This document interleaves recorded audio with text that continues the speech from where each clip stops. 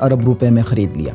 پاکستان نے جب آزادی حاصل کی تو پاکستان کے پاس کراچی پورٹ ایک اکلوتی پورٹ تھی۔ پھر سال آیا 1970 کا، جب اس وقت کے وزیر اعظم ذوالفقار علی بھٹو نے اکنامک ریفارم پروگرام کے تحت ہیوی انڈسٹریز اور پاکستان اسٹیل مل کی ضروریات کو مد نظر رکھتے ہوئے ایک پرپز بلڈ اسپیشلائزڈ پورٹ کو تیار کرنے کا فیصلہ کیا، جو کہ کراچی پورٹ کے قریب ہی واقع تھی، پورٹ قاسم۔ مگر پھر 1971 میں پاک بھارت جنگ شروع ہو گئی۔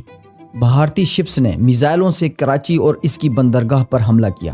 پاکستان کے 2 بحری جنگی جہاز خیبر اور محافظ ڈبانے کے علاوہ اس حملے میں کئی کارگو شپس بھی تباہ ہو گئیں اور ساحل پر کھڑے آئل ٹینکرز میں آگ لگ گئی۔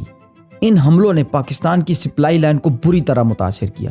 تب سے پاکستان میں اس سوچ نے جنم لیا کہ آئندہ جنگی حالات میں اگر اپنی سپلائی لائن کو محفوظ رکھنا ہے تو کراچی کی ان پورٹس کا متبادل ڈھونڈنا ہی ہوگا۔